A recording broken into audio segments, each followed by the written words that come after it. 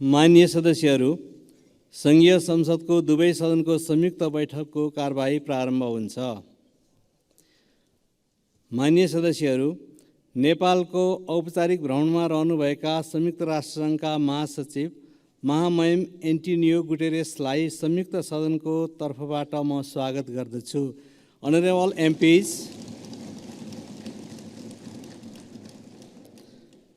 I would like to extend a warm welcome to His Excellency António Guterres, the Secretary General of the United Nations, on behalf of the joint sitting of both houses.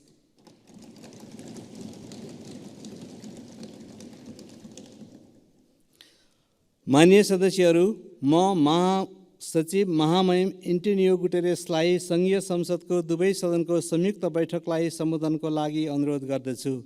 Honorable MPs, I would like to request His Excellency António Guterres to address the joint sitting of the both houses of the Federal Parliament.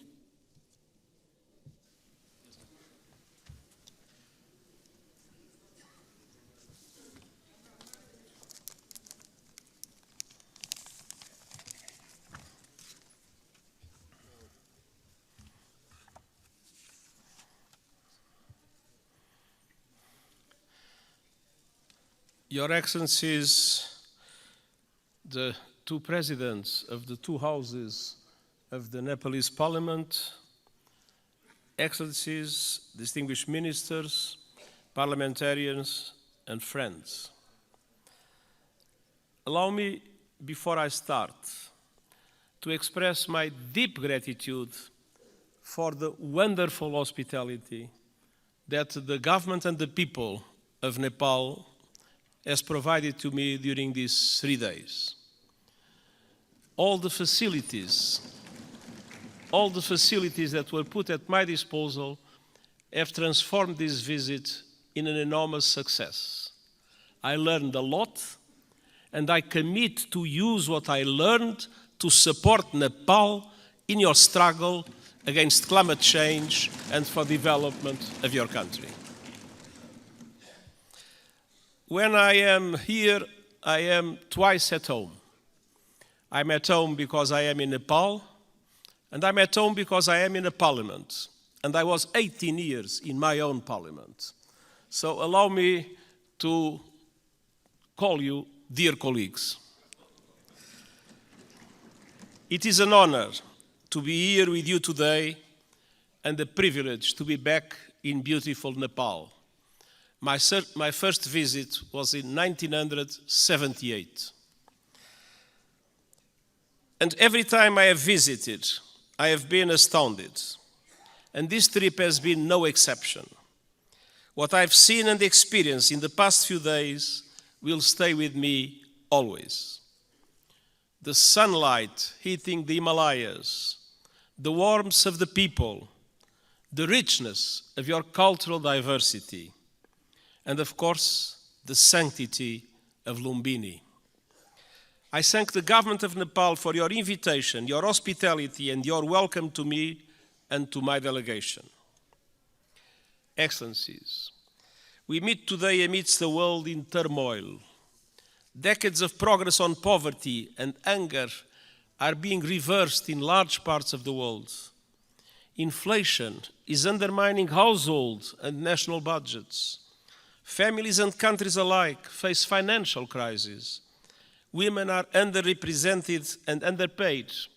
And I recognize the enormous effort that Nepal is doing in the way for gender equality, full gender equality, and I praise your efforts and its results. Violence and conflict abound. While the conflict in the Middle East is thousands of miles away, Nepalis were among the many victims of Hamas' brutal attacks in Israel. I send my sincere condolences to the families of the 10 Nepalese students who were killed and express my best wishes for the safe return of Mr. Bipin Joshi, who is missing. Distinguished parliamentarians, as geopolitical tensions rise, global divisions are becoming deeper and more dangerous. And smaller countries fear becoming collateral damage in competition between the great powers. And climate catastrophe is accelerating with a deadly force. In responding to this crisis, the world could learn much from Nepal. This country is a promoter of peace, a champion of multilateralism, and a staunch supporter of sustainable development and climate action. Nestled between two great powers, you have forged your own paths to safeguard your sovereignty and your independence. And your journey over the past 20 years has been wonderful to see. A new republic with a new constitution has the UN Charter at its heart. You were quick to embrace the Sustainable Development Goals and are making progress on many of them, independently of the difficult financial conditions that developing countries face in today's unfair world. Your country has successfully calmed the storms of conflict and moved from war to peace, a process the United Nations has been proud to support. Dear parliamentarian colleagues, Nepal does not stand still. Your dynamic story of progress continues today. Your graduation from least developed countries status is imminent, and the United Nations is committed to supporting a smooth transition. And you are preparing the final stages of our Nepalese-led peace process, healing the wounds of war through transitional justice. A process to bring peace to victims, families, and communities haunted by questions and scared by injustice, and help put the past to rest. Transitional justice can play a vital role in securing lasting peace, but we all know it's not easy. By nature, it's a delicate and complex process. We know that transitional justice has the greatest chance of success when it is inclusive, comprehensive, and has victims at its heart. When it centers on truth, reparation, and justice, when women participate fully, and when all victims of human rights violations can find meaningful redress. And I welcome efforts here in Nepal to drive progress and find solutions in this regard. And I want to tell you are not alone. The United Nations, respecting the Nepalese leadership of this process, stands ready to support you with your victim-centered process and its implementation in line with international standards, your own Supreme Court's rulings. The United Nations and Nepal are old friends. Our cooperation runs deep. Nepal has long been a cherished member of the UN family and a powerful voice for developing countries, most recently as chair of the Least Developed Countries Group. And this relatively small country compared with the big powers has made an outsized contribution to international peace. Of all the countries on earth, Nepal is the second largest contributor of troops to United Nations missions, military and police. I'm sincerely grateful to the Nepali people for their dedication, their courage, and their service in peacekeeping. And I would like to take a moment and ask for one moment of silence to honor those Nepalese who have lost their lives serving under the blue flag.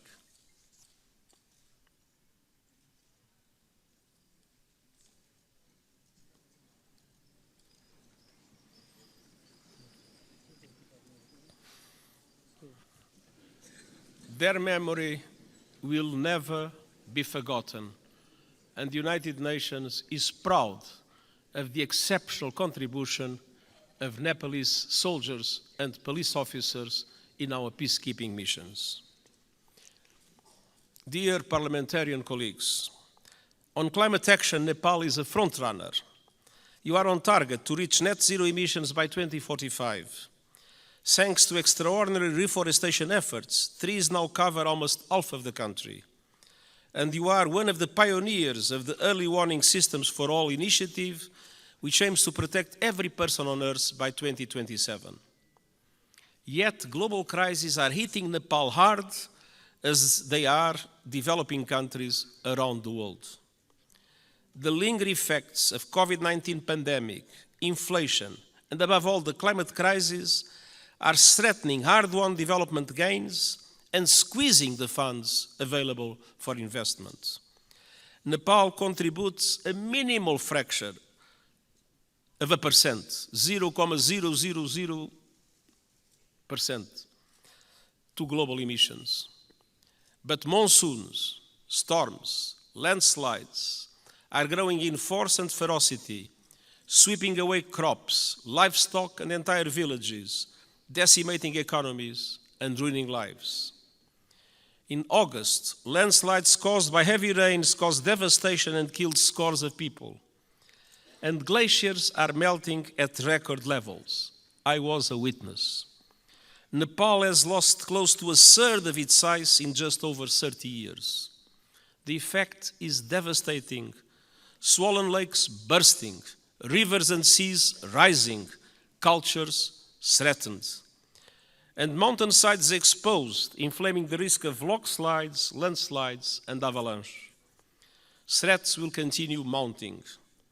Himalayan glaciers provide fresh water to over 1 billion people. As they shrink, so do river flows. In the future, now we have too much floods, but one day in the future, Himalayan rivers like the Indus, the Ganges, and the Brahmaputra will have their flow severely limited. Combined with saltwater intrusion, that will decimate deltas in this region and beyond. That could mean low-lying communities and entire countries erased forever. Millions of people on the move and fierce competition for water and land. Nepal is now one of the countries that is suffering the most, but other South Asian countries might become in the future terrible victims of the receding glaciers of Nepal. Dear parliamentarian colleagues, what is happening in this country as a result of climate change is an appalling injustice and a searing indictment of the fossil fuel age. I am deeply concerned by those communities in Nepal facing the brutal impacts of the climate crisis. The United Nations stands with them. The world must do the same.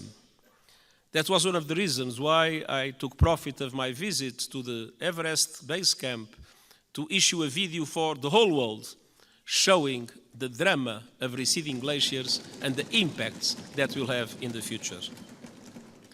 Nepal and other developing countries need far greater international support to aid development, accelerate climate action, and weather the current global storms.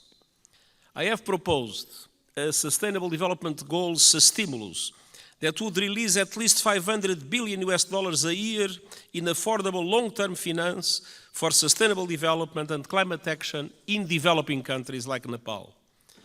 Member States welcomed the proposal at the General Assembly last month and committed to advance it.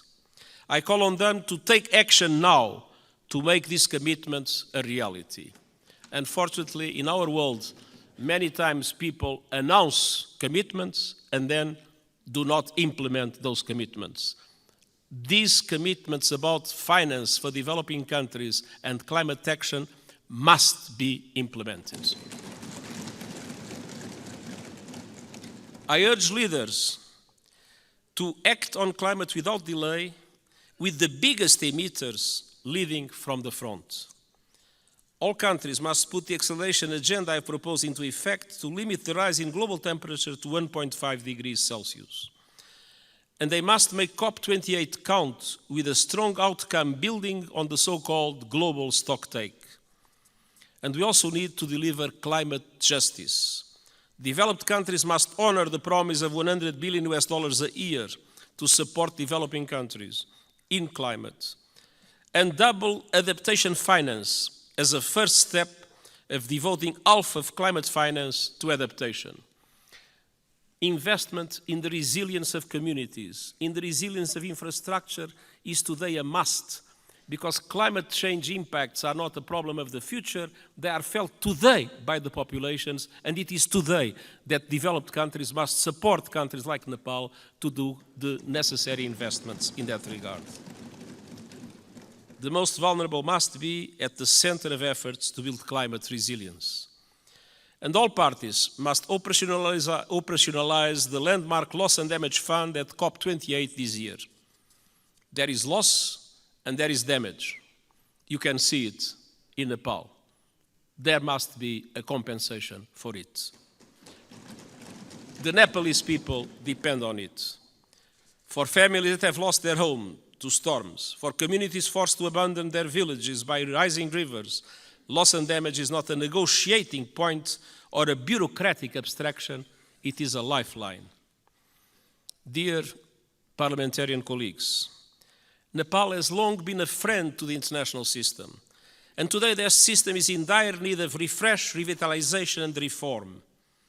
The world is in a state of flux, it is moving towards multipolarity, and that is a good thing. A multipolar world provides new opportunities for leadership and balance on the global stage. But this new dynamic requires strong multilateral institutions to maintain peace. History shows us that.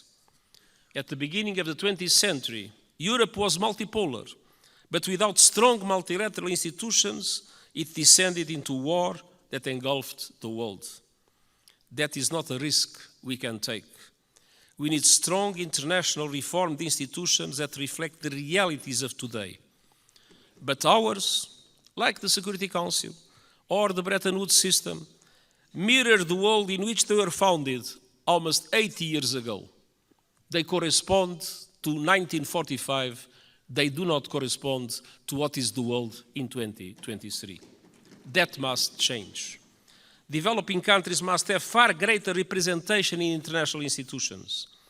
I have called for reform of the outdated United Nations Security Council, and I have proposed measures to reform the global financial architecture so that it better represents developing countries and responds to their needs. And these proposals are gaining traction at this year's United Nations General Assembly and beyond. But of course, there is always the resistance of those that benefit from the present unfair systems. The United Nations Summit of the Future next year is an important chance to push further progress, and I count on Nepal's support to help make the change we need a reality. Dear parliamentarian colleagues, multilateralism must both reflect the world and respond to it. That means creating the institutions and tools we need to address new threats and to seize new opportunities. Today, technology is an example of both. It can solve problems and spur development, or it can entrench divisions and inflame inequality. Today, it's doing too little of the former and too much of the latter. We need a global response to the technologies that are changing the world at astonishing speed, to harness them for the good of humanity. And all countries must have a say, not only the most rich countries in the world that have more resources to develop those new technologies. My high-level board on artificial intelligence includes experts from G77 countries, the Global South. It will report this year, so member states can consider global governance options for artificial intelligence. And it must also bring the benefits of technology to all and ensure that a new technological era, no one is left behind. This is the purpose of the Global Digital Compact the United Nations is proposing. It aims to bring together governments and industry to ensure that technology works for all and accelerate the Sustainable Development Goals. And I hope the Summit of the Future will be an excellent chance to push progress. As a steadfast champion of multilateralism, peace, and developing countries' interests, Nepal will be a vital ally at the summit. Dear parliamentary colleagues, it has been my great pleasure to visit this extraordinary country over the past few days. What I've seen confirms a simple truth. Nepal is a friend of the world, so the world must be a better friend to Nepal. And the United Nations will never stop fighting to make that a reality, and I thank you.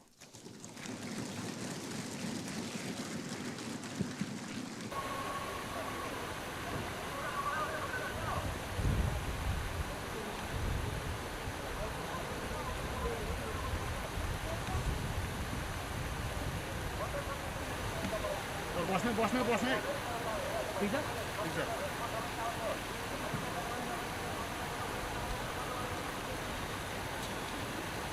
यता साइडमा अलि बस्नुपर्छ यता बस्नै